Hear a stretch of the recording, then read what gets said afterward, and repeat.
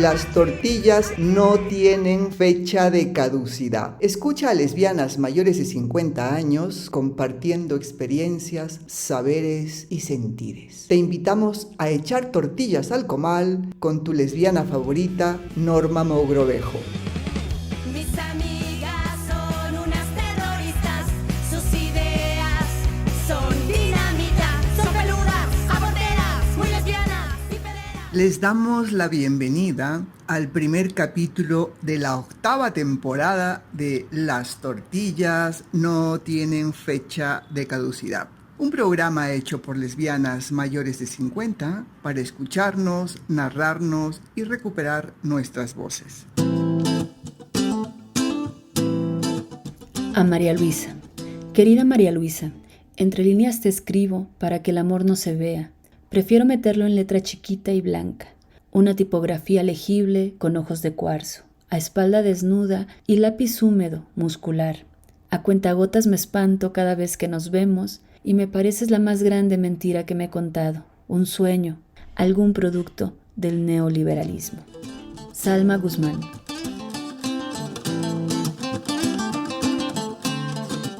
Este viaje en el tren de la historia lésbica nos trae bellas sorpresas y muchos aprendizajes. Sobre todo, la experiencia de que los archivos históricos lésbicos están muy ligados a nuestras emociones.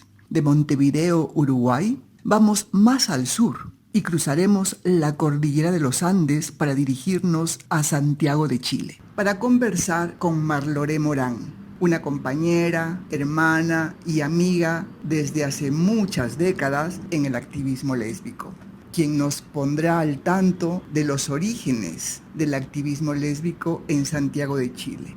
Marlore ha hecho un trabajo importantísimo de visibilidad a través de los medios de comunicación y espacios de encuentro lésbicos en un país que salía de una terrible dictadura y en épocas en que, a pesar de haberse restablecido la democracia, la homosexualidad estaba penalizada. Marlore también ha hecho un trabajo de recuperación de la genealogía lésbica chilena muy importante en este rescate de nuestra memoria.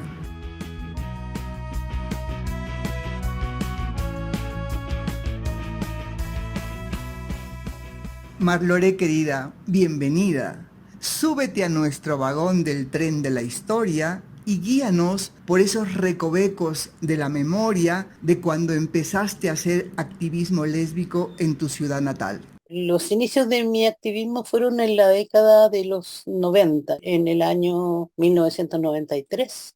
Sabía de la existencia de un grupo de lesbianas que era las Ayuquelén, pero era muy difícil tener acceso a ellas. Entonces, lo más cercano que conocí y de casualidad fue el movimiento de liberación homosexual móvil, el histórico, porque ahora hay otro y somos completamente con ideología absolutamente distinta. Entonces entré en el móvil histórico en el 93. En el 94 yo era coanimadora de un programa de radio. Se llamaba El Triángulo Abierto y ese programa de radio era el primer programa de homosexuales en Chile, pero también en Latinoamérica. Entonces en algún momento decidieron que sería bueno que ese programa lo hiciera un homosexual y una lesbiana. Así fueron mis inicios, digamos, en la radio. En el año 94 surge una convocatoria de las chicas de la Yuquelén para juntar a todas las lesbianas de los grupos de mixtos, lesbianas independientes, para celebrar fechas puntuales, como el 8 de marzo, el 25 de noviembre, y era salir con un cartel como para hacer presencia, ¿no?, de lesbianas. Mi primera reunión fue como lesbiana del móvil, que era el grupo al que pertenecía. La segunda reunión ya iba como lesbiana suelta, porque me salí del móvil y lo dejé. Cuando conocí otras agrupaciones y que había más lesbianas, me fui con ellas. Y el único espacio que fue mi militancia allí fue la coordinadora lésbica, porque llegaron muchas lesbianas que no tenían grupo de pertenencia, pero querían que nos siguiéramos juntando. Mi experiencia parte desde el año 1994. Como yo me salí del móvil, el móvil después se dividió, hicieron otros grupos, y uno de esos grupos se llamó el MUMS, Movimiento Unificado de Minorías Sexuales, que recupera este programa Triángulo Abierto, y como me conocía, me contrata como coanimadora para seguir haciendo el Triángulo Abierto. En ese tiempo mi pareja era una periodista de un diario y nos contrata a ella como productora y a mí como locutora. Entonces, como el dinero era poco, nosotras dijimos, vale, lo podemos hacer siempre y cuando de su hora de programación pidan a la radio que nos dé media hora a nosotras, solo para lesbianas. Y allí inventamos un programa que se llamaba Amazonas. Ese programa duró hasta el año 2000. El siguiente programa de radio que hicimos fue Cuando cae la noche, que era a propósito de la película, que era la primera película lésbica que veíamos con final feliz. Entonces usamos la banda sonora de la película para hacer las cuñas de entrada y todo eso. Y el tercer programa lésbico que hicimos se llamaba Ni Marías ni Magdalenas, ni Santas ni Putas. Como yo ya tenía la experiencia, me fui a negociar a una radio AM, una radio que era del Partido Comunista, y que ellos son muy católicos, muy creyentes. Y yo dije, mira, tengo este dinero y necesito una hora radial para hacer un programa durante un año. Y claro, con dinero en efectivo, pues todo. El dinero, también tengo que decirlo, salió de una pareja alemana que yo tuve, que me trajo a Europa y me llevó en las universidades dando charlas y mostrando los videos que yo hacía. Y ella pasó la gorra y me dice, cuando voy a tomar el avión, me dice, toma, este dinero te lo has ganado tú, así que haz lo que quieras con él. Y con mi pareja decidimos hacer el programa de radio. Marloré, qué prolífica producción radial. Amazonas, Cuando cae la noche y Ni Marías, ni Magdalenas, ni Santas, ni Putas.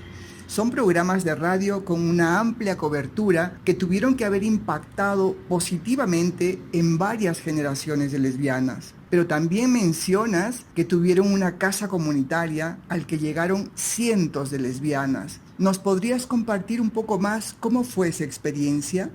Lo que pasa es que aquí hay dos espacios para mí que son importantes. Uno que era el grupo de militancia, que es esto, la coordinadora lésbica, con la cual hacíamos el programa de radio Amazonas. Y el otro, para mí importante, fue Trabajo y Estudios Lésbicos, que era una sociedad de profesionales limitada. Y todo ese trabajo lo hacíamos en conjunto con las lesbianas que éramos. Yo, mi pareja y alguna otra llegada que le interesara, digamos, como trabajar estos temas. Entonces, como pasábamos todo el día trabajando con la temática lésbica y no teníamos otro trabajo que ese, fue que creamos esto para que nos diera la manera de tener una casa donde vivir, que ni siquiera es propia. Nosotros pagábamos nuestro arriendo. La primera casa que abrimos, que se llamaba Jofré 252, que era la dirección. La calle Jofré estaba al lado de la calle San Camilo, y San Camilo era la calle de las putas. Fue así fuerte porque las chicas que escuchaban el programa de radio, nosotros avisábamos de las actividades que teníamos, entonces no querían ir a ese barrio porque ese barrio en la noche estaba lleno de travestis ejerciendo la prostitución. Sin embargo, muchos años después me cuentan, ellas se quedaban en la vereda enfrente mirando quién entraba, quién tocaba la puerta, qué sé yo, hasta que un día se atrevieron y cruzaron.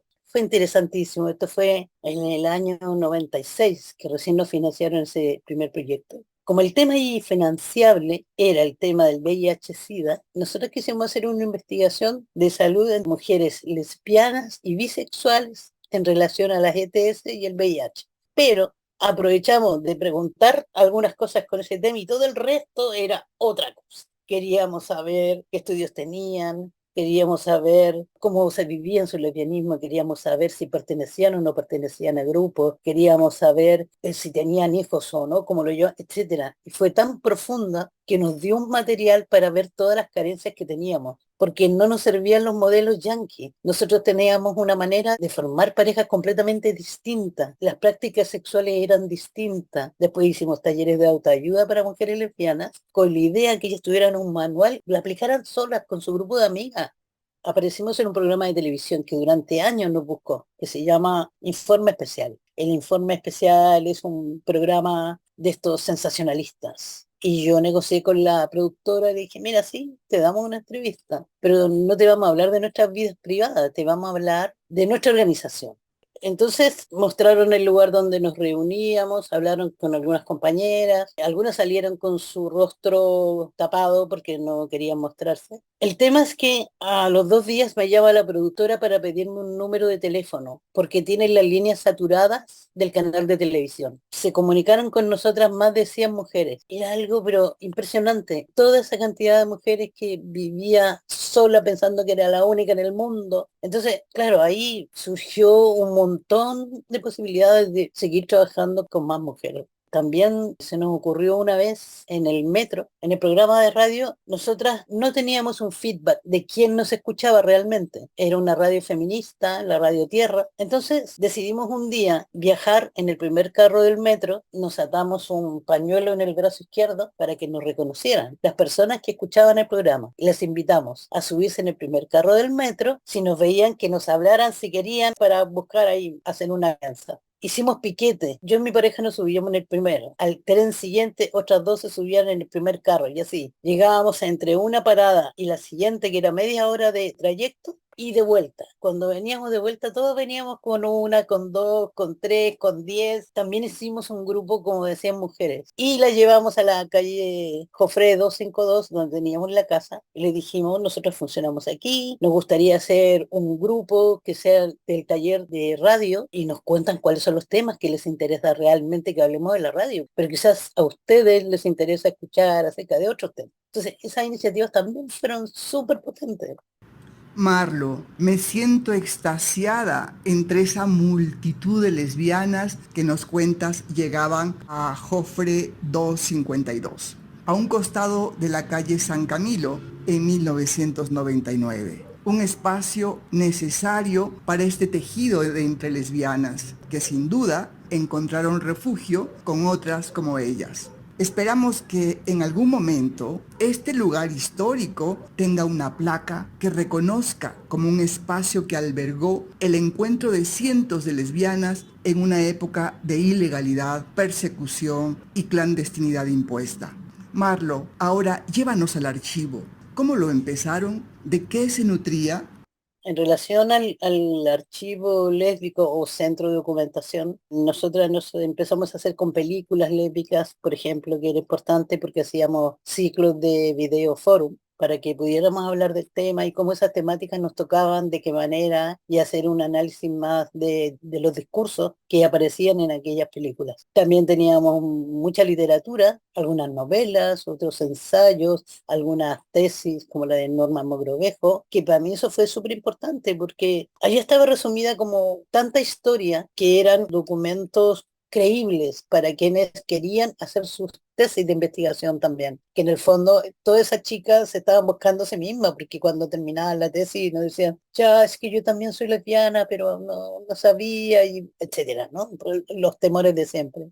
Cuando tuvimos la primera casa, empezamos a ver que mucha gente se acercaba y quería hacer su trabajo de tesis de investigación con el tema lésbico. Entre tanto, yo había viajado muchas veces a Europa y muchas veces dentro de Latinoamérica en los encuentros feministas, en los encuentros lésbicos y encuentros radiales de radialistas lesbianas en Alemania. Claro, en todos esos lugares siempre había producción lésbica, que la traíamos, algunas la regalaban, otra había que comprarla, y con eso empezamos a armar nuestro centro de documentación. Y con lo que alguien donaba o lo que podíamos comprar, digamos. Esa es como partimos con el centro de documentación. Pero ahora, ¿por qué era importante? Porque cuando una estudiante quería hacer una tesis sobre el lesbianismo, solamente se encontraba todos estos tratados que hablaban de nosotras como enfermedad. Entonces, nadie tenía, digamos, información más certera, producciones lésbicas, producciones hechas por lesbianas, algunas académicas, otros grupos de lesbianas que en sus reflexiones luego escribían cuadernillos. Era lo más real que podían encontrar, más que lo que encontraban en las bibliotecas comunes y corrientes. Entonces nos dimos cuenta que eso era algo súper importante. A partir de allí, en la segunda casa que abrí, que se llamaba el Salón de las Preciosas, estaba justo enfrente de una universidad. Y empezaron a llegar chicas, también queremos hacer nuestra tesis, cómo lo podemos hacer, ustedes tienen material. Entonces le dijimos, sí, tenemos material y tenemos personas que puedes entrevistar, mujeres lesbianas que puedes entrevistar. Pero tenemos que hacer un convenio con tu universidad para que nosotras, prestando todo este apoyo, la universidad se comprometa a mandarnos una tesis. Entonces, eso fue, digamos, importante porque íbamos recopilando todos los trabajos de tesis que se iban haciendo, por lo tanto, la que llegaba al último ya tenía de referencia todo lo anterior. Marloré nos trajo un póster bellísimo de la época, en color sepia. En el fondo hay un grupo de mujeres vestidas como del siglo XIX conversando, y el póster dice, Casa el Salón de las Preciosas, un espacio para mujeres que se atreven. talleres, radio, sonido, video documental, computación, expresión corporal, reflexión lésbica, feminismo, atención psicológica, consejería entre pares, trabajo y estudios lésbicos, que es el grupo que convoca, y la dirección, Huérfanos 2891, y entre paréntesis reza, entre esperanza y libertad. Es un póster del 2003. Marlo, y ahora que ya no vives en Chile, ¿dónde está todo este material que produjeron y acopiaron? El archivo que yo había logrado juntar, había más de 100 libros allí, sabes que eso era mucho para un archivo lésbico. Eso desapareció todo cuando yo me vine a España en el año 2003. Yo dejé la casa financiada, la casa del Salón de las Preciosas duró muy poco y se llevaron todo lo que había allí y no está en ningún lado, nadie lo tiene. De hecho, yo ni siquiera doné esas cosas. Las donó la última pareja que tuve antes de venirme a España y cuando ella se iba a Brasil, yo creo que se quiso deshacer de eso, de todo lo que había en nuestra casa de la mejor manera. Lo que hizo Alejandra Aravena, que fue la que donó los programas de radio, es que da pie, digamos, para este archivo lésbico en la Biblioteca Nacional. Qué difícil saber que desaparecieron importantes materiales históricos. Y qué bueno que la Biblioteca Nacional resguarde los archivos de esos programas de radio que esperamos no desaparezcan si en algún momento los procesos democráticos se revirtieran. Pero sabemos que has rescatado algún material. ¿Cómo has continuado preservando la memoria lésbica a la distancia? Puedo contar que en la actualidad me estoy dedicando a digitalizar algunos de los videos que tengo, que he grabado durante 20 años del movimiento homosexual y lésbico en Chile, también del movimiento feminista, con la finalidad de subirlos a mi canal de YouTube y para que estén ahí a disposición de quien quiera saber acerca de la historia de nuestros encuentros, de nuestro activismo. Es un trabajo largo, es difícil, no tiene financiamiento. Ahí voy, de a poquito, armando esto. Si quieren visitar mi canal de YouTube, se llama como yo, Marloré Morán, y ahí están los registros que he subido hasta el momento. Muchas gracias, Marloré, por acompañarnos en este recorrido y guiarnos por estos capítulos de la historia chilena, por compartirnos la memoria de tu activismo y por la labor de archivo que aún haces. Gracias por mantener viva esa historia que nos ayuda a no olvidar. Estaremos atentas a tu canal de YouTube con las novedades que vayas actualizando.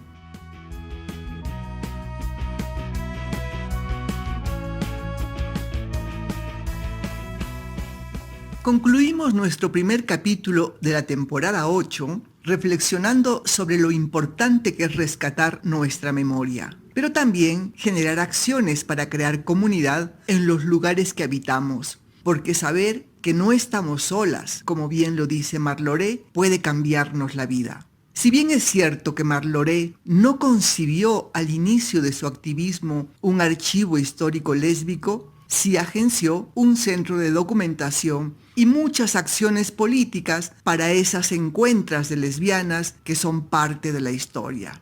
También es importante destacar del recuento histórico que nos comparte sobre los orígenes del activismo lésbico en Santiago de Chile, la importancia del histórico grupo Ayuquelén, que junto a otros como Punto G, Amazonas y Trabajo y Estudios Lésbicos dieron lugar a la Coordinadora Lésbica, un espacio que albergó, además de los grupos, a muchas lesbianas sueltas que buscaban un espacio de colectividad en tiempos de ilegalidad.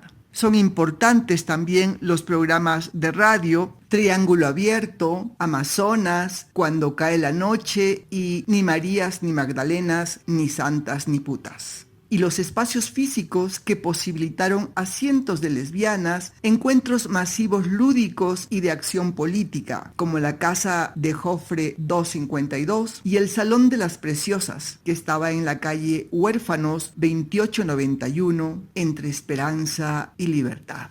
Acciones que sin duda contribuyeron a reforzar los procesos democráticos en Chile. Gran parte de este material en físico se encuentra en el Archivo Nacional Histórico de Santiago de Chile. Rox Gómez Tapia digitalizó 240 audios correspondientes a 212 cassettes de dichos programas de radio para su tesis doctoral, activismo lesbofeminista y la performance vocal de los programas radiales del Fondo Documental Salón de las Preciosas 1998-2004. Y lo subió a una página web que ustedes pueden visitar, rrgomez.wixsite.com/archivo virtual tel o rrgomez.wixsite.com/archivo virtual tel.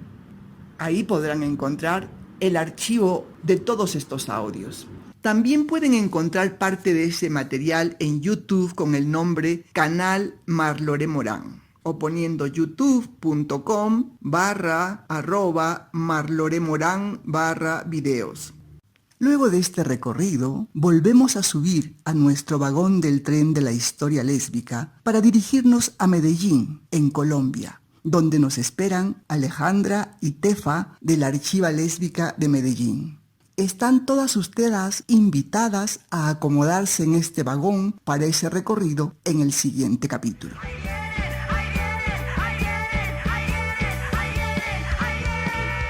Las tortillas no tienen fecha de caducidad. Te invitamos a echar tortillas al comal con tu lesbiana favorita, Norma Mogrovejo.